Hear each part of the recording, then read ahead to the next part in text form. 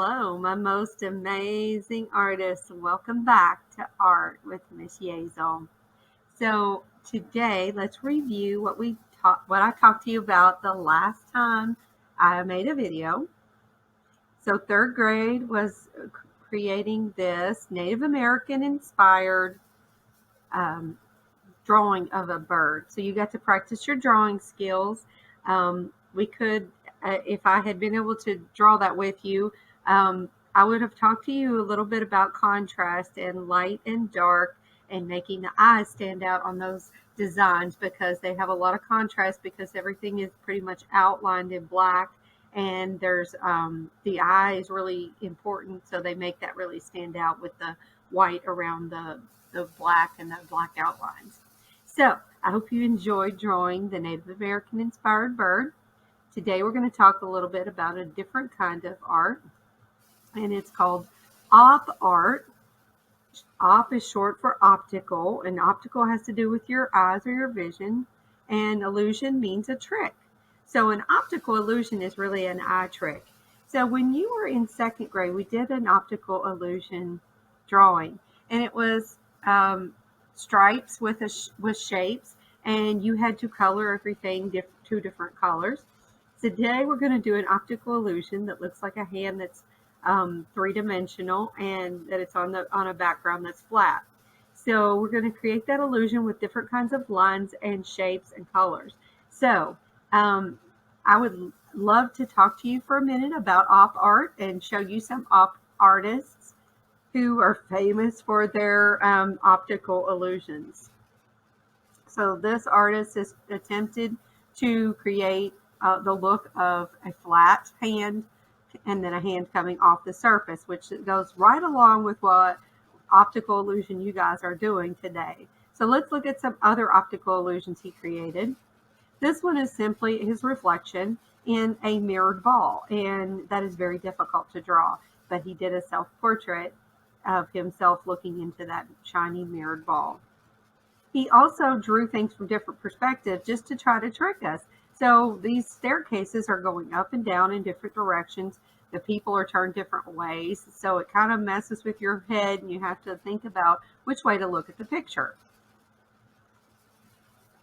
He also looked at positive and negative space, where there was a shape and where the empty space between the shapes. So you see a fish at the bottom of the top picture on the left, and then toward the top of it, it becomes a bird. And if you look in between, the space in between actually becomes a shape at the top. So he's playing with positive and negative space. He also created pictures that look like a puzzle where the pieces fit together into each other. And those are called tessellations, like the black and white lizards that are at the bottom of the picture. So we're going to do a test, and we did this when you were in second grade, and I know you all loved it. So we're going to go ahead and do it again. And you're going to look at the purple smiley face for 10 seconds, and then you're going to look away, and you're going to be able to see the opposite color of the shape that you were just looking at. So the opposite of purple on our color wheel is yellow.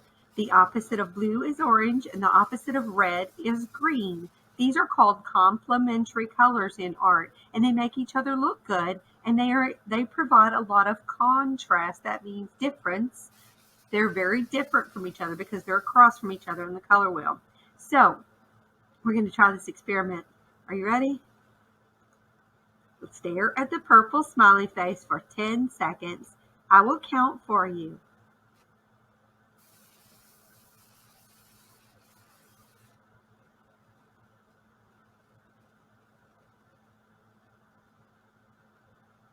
Now look at the white space and let your eyes focus a bit, and you should see a yellow smiley face. Pretty cool, huh? Now let's try one more.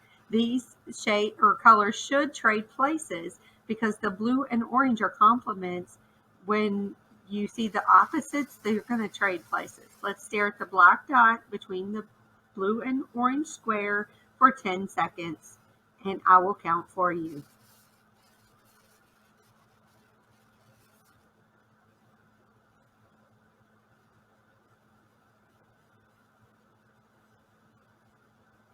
Now stare at the black dot.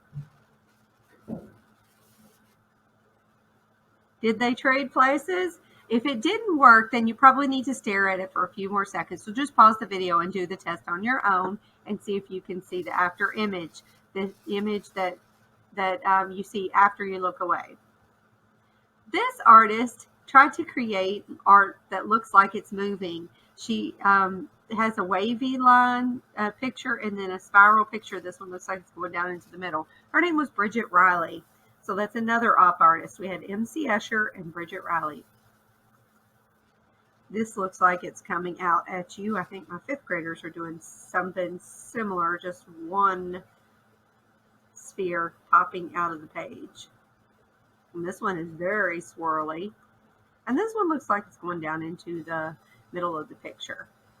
So you can see that op art is a way of creating illusion.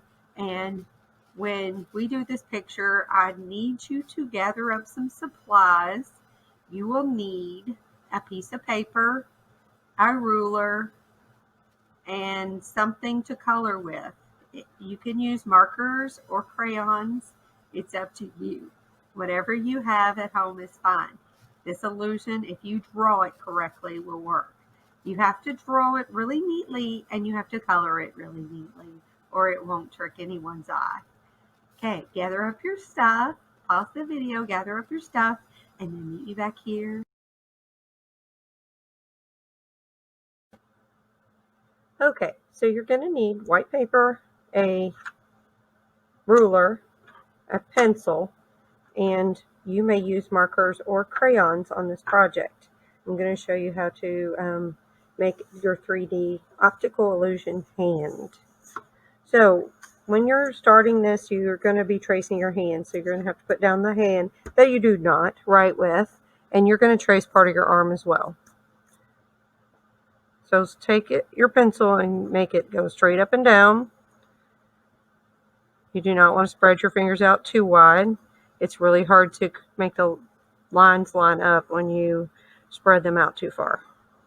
They just need to be far enough apart to trace around. And then the arm comes down. Okay, so I have my paper horizontal, by the way. You could also do this vertical. It would work either way. So the next thing you're going to do is you're going to draw some lines across the paper. I'm going to say a finger width or more apart. Finger width would be good, but that's a lot of lines to draw. But that's okay, because art is fun. The more we practice, the better we get. I'm using my ruler to draw these straight lines across, but I'm stopping when I get to the fingers.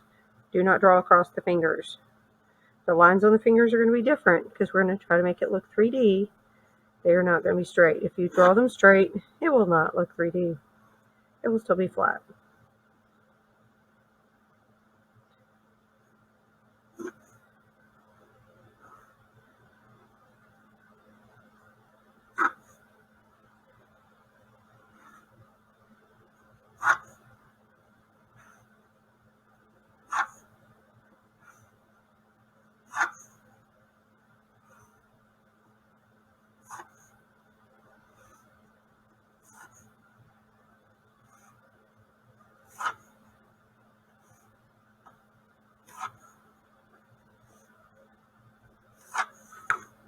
Okay, so I have all my horizontal lines drawn. Now we're going to draw curved lines. We're going to start where the straight line touches the finger, and we're going to curve all the way over to the other side. That's a little too curvy. Let's go back and fix that. It's a slight curve. There's a bump under my paper, making my line go a direction I don't want it to go. And tip of that one is going to be difficult because it follows the tip of the finger.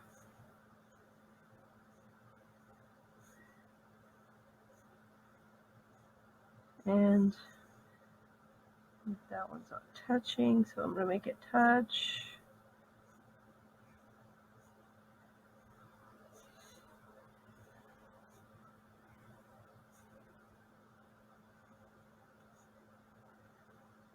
Okay.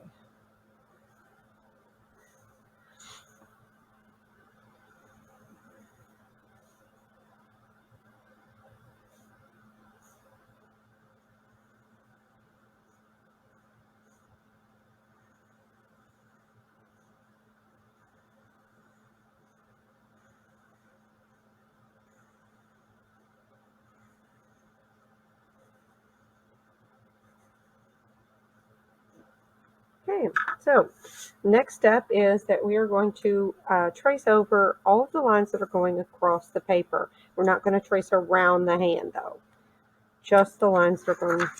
So I'm going to turn my paper sideways just because it's easier to draw down the paper than it is to go left to right. So I can just drag my marker down the page.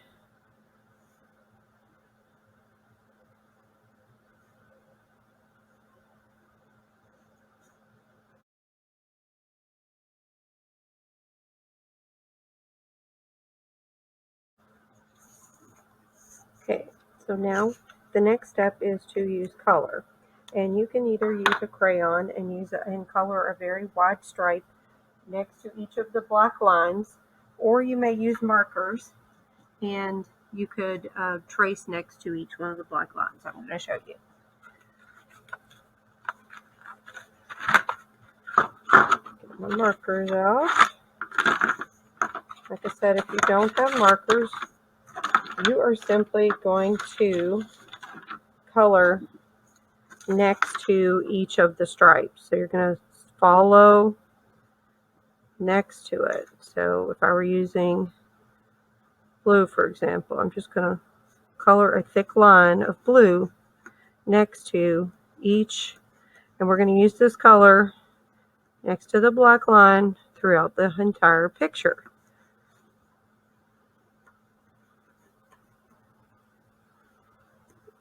Or you could use a marker on its side and create a wide line next to it.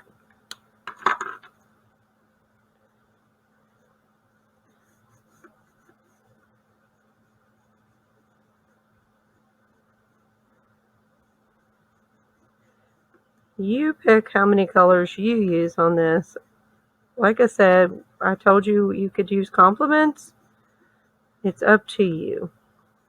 It really is your choice. What you have at home is what you use. And I know that's going to be different for everyone, but everyone could be creating. You can find a way to make art if you want.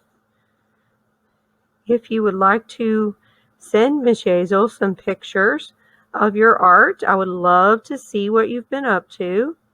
Please send them to my email, michelle.yazel@montgomery.kyschools.us.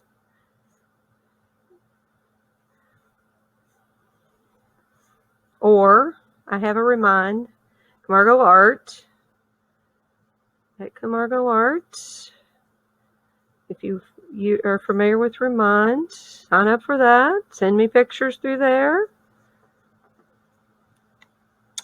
I'm not picky about how you get them to me. I just would love to see some pictures of your work because I would like to create a digital or virtual art show. And I haven't gotten enough art to do that. So please send me your art. I heart art.